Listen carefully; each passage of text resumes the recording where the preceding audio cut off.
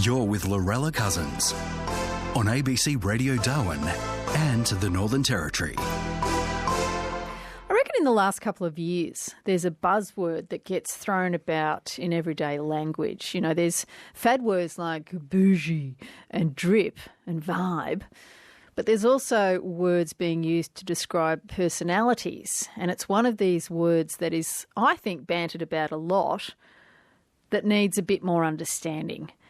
And I think it's because it's definitely overused. I think it's misused in many cases. And I also think that it's quite dangerous. And so if someone who really does have this condition, then the impact that they can have on your life as well when you're dealing with this person is also very difficult. And the condition, the word I am talking about is narcissism. To be a narcissist. To talk through what is narcissism, it's Justin and Maria from Present Way Coaching. They are life coaches. Good morning to both of you. I personally have never had it thrown at me, oh, you're such a narcissist. But I have absolutely, most definitely accused somebody else of being a narcissist. But I don't really know what it means, to be honest. Would you like to start, Maria? How do you define narcissism? Yeah, good morning. Great to be here. A narcissist is really a person who has displayed, it's a personality trait, and they display these certain personality traits and in a lot of settings. They have an extreme self-focus, and so they're entirely, all their behaviours and everything they're doing, they're really focused on themselves and their own outcomes. They have a grandiose sense of importance, so they feel that they're more important than other people. They have a need for admiration, for people to notice them, for validation. They seek that consistently, and they also lack empathy for other people's feelings. So they are aware. They can be quite aware of other people's feelings. In fact, they're very good at reading other people and their behaviours and getting behaviours out of people, but they lack empathy. They don't actually care about the other people's feelings. So when someone displays those four characters, we would call them a narcissist. Justin, in particular, I've been reading about two types of narcissism, grandiose and vulnerable narcissism. What do you know about those? Good morning, firstly. And, I think just before we do start, this topic can be spiky as well. I know this can raise a lot of, people's blood pressure can go up when they hear the term because people have dealt with narcissists. So, we're sensitive to the fact that this topic can be triggering for a lot of people. But the grandiose narcissist is basically, when you hear the word narcissist, that's probably the grandiose narcissism is what most people would attribute to, and that's the overt narcissist or the outward display of power, money, trying to get people's validation. So they're really that over focus on themselves, like Maria said, but they're showing everybody about it. I'm the best. They belittle. If you're in a conversation, they will belittle someone to make themselves feel better, to bring themselves up. They always have the biggest and best. They have all of the stuff. They like to show off what they have. These people are quite often very successful in, business and in the world because they do have that confidence. They have that ability to go out there and do what they say they're going to do. They almost talk the big game, but they play the big game too. But like Maria said, they're not that interested in other people's feelings along the way. They're getting their own agendas met, and that is, I need to be the best. I want to be the biggest, the brightest. So grandiose narcissism is like the shiny narcissist. They're quite charming, so everybody, when you initially meet them, they can be quite like, wow, this person's really got a lot going on, and that's part of how they suck people in. We all want to be around people who are confident, outgoing, who have energy, who are charismatic. That's a really positive trait to have. But grandiose narcissists do it at the expense of others, I suppose. Okay.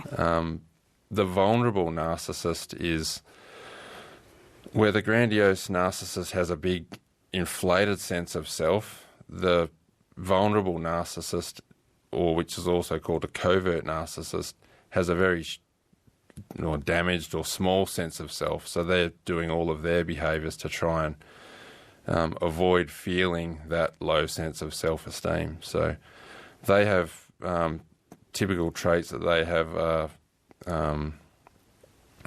Hypersensitive to criticism. Yeah, very hypersensitive to criticism. Actually, it's funny. I've often said to Maria, I think I'm a vulnerable narcissist because I'm, when it comes to criticism, I'm very quick to be defensive on that. So Of yourself? Yeah, of the criticism itself. So that's a key trait of the vulnerable narcissist. But the fact that you've got self-awareness says, well, actually you're not. Yeah, well, that is true. When we all, well, I'm sure we'll get into this later, but there's a spectrum, obviously, so we all display these traits, all of us, at times. It's your ability to catch it and go, oh, whoops, that's not helpful. Whereas the narcissist wouldn't see that their behaviour is not helpful for them. What is, Maria, narcissistic personality disorder, NPD, and how does that differ from what Justin's been describing as grandiose narcissism and vulnerable narcissism? Yeah, so NPD or narcissistic personality disorder is something that actually is diagnosed by a clinician, and it really is when a person displays all of those narcissistic traits, but it is displayed consistently across all areas of their life. So they are doing those behaviours at work, they're doing them in relationship, they're doing them in family, and it actually is having an impairment of their functioning in those areas. And so they'll find they don't have any friends, or they burn through relationships. They might go very well at work, but then, a lot of staff leave if they're the boss, for example. So it's impairing their functioning. So that's the main difficulty. So like Justin said, we all can display, these narcissistic traits sometimes and in some areas of our life and in certain circumstances. Someone with MPD is doing this all of the time in all circumstances, basically. You're on 105.7 ABC Darwin and the Northern Territory. With you this morning from Present Way Coaching, Justin and Maria. We are talking about narcissism. Obviously, if you've got a question, come on board. Say g'day. 1300 057 222. Or you can text 0487 991057. Justin, what causes narcissism?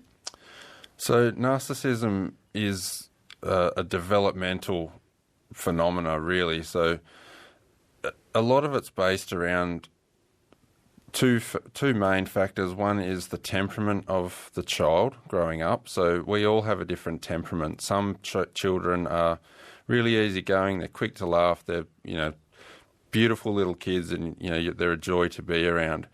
They can get an easier run through life. We can attune to them as parents. We're quite happy to be around them. We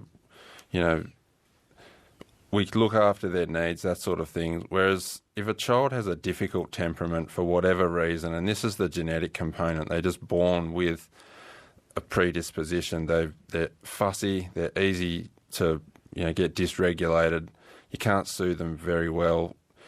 They might be called a problem child, where it's just, as a parent, you're like, oh, I don't know what to do with this kid. He's really, not easy to soothe. Therefore, the reflection the child gets back is already a strained one, that there's something wrong with me. But that also, if the parents are not there, they're not available, they're either highly criticising, they're too focused on other things, or they have their own mental health issues going on, or whatever, the child then has this emotional world going on inside of them, but it's not being correctly validated through the parent. That's in early life, but then it also transpires to school and the rest of our family and all other aspects of our life. They become this child which has had a difficult temperament, and then it gets reinforced through these invalidating adults in their life or whatever, where someone hasn't sat down with them and really engaged with them, met their needs, and this is incredibly difficult to do. And this is by no way, shaming parents or anything, because it's very. It's hard even if you're completely conscious, it's hard to meet your kids all the time. So yeah, 100%. it's it's understanding that this is a developmental process where the child has a certain temperament, and then the way that they are interacted with compounds those issues sometimes. What percentage do you think of the population are true narcissists, Maria, and why is it considered a narcissist is incredibly dangerous? Yeah. Do you know the percentage, Justin? Because I don't know the percentage. Yeah, I was actually reading an article the other day, and they were saying roughly 5%. So they said 5 to 10%, somewhere in there. Again, it's very hard to get a direct fix on it because a lot of people won't show up if they are narcissists for counselling and things like that. So What I do know is that there's more men than women tend to be narcissists, and it's quite a significant difference. And that speaks to a larger, context in society that that it's men tend to, or will tend to parent boys possibly different to females. So we'll let them get away with particular behaviours perhaps that we say are more masculine. So they can be a bit more assertive, and we'll say to the girl, oh, no, you need to behave there, or think about that person's feelings. We'll say that more, we expect that more generally, we're talking very generally, of the girls than we might ask for of the boys, for example.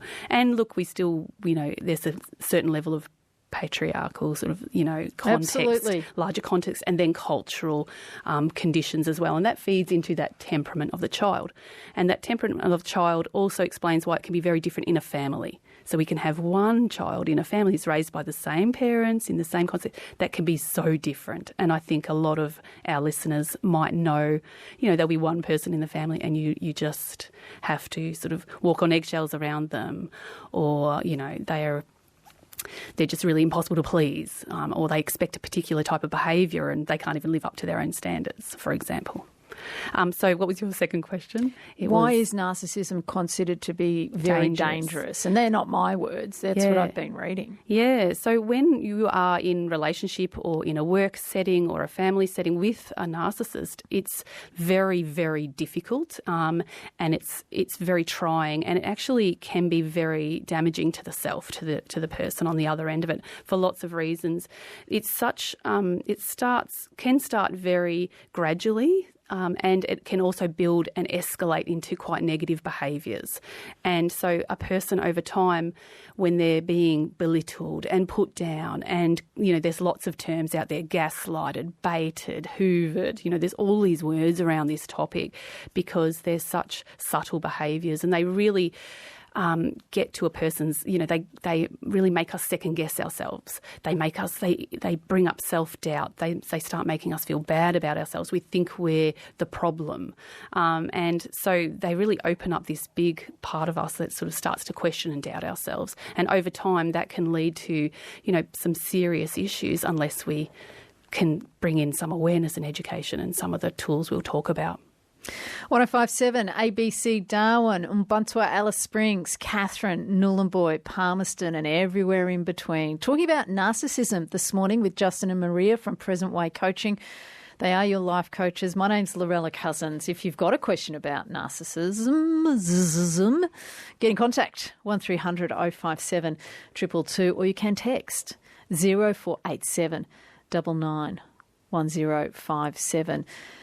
Given what you've said, Justin, about the causes of it, genetics, environmental, child behaviours or trauma at a very young age, it seems to me that if that then grows into being a narcissist, and you are a narcissist, and you have all these traits of manipulation, controlling, lacking empathy, this arrogance, the rudeness, abrasiveness, self-importance, so many things.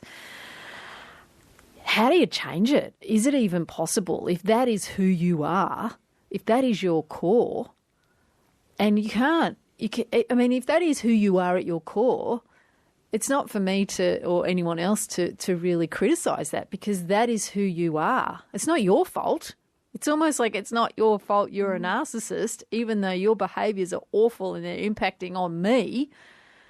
What do you do about it? You can't change them. That's what it sounds like to me. Yeah, absolutely. And you're right. that developmental process becomes, like you say, that's who you are.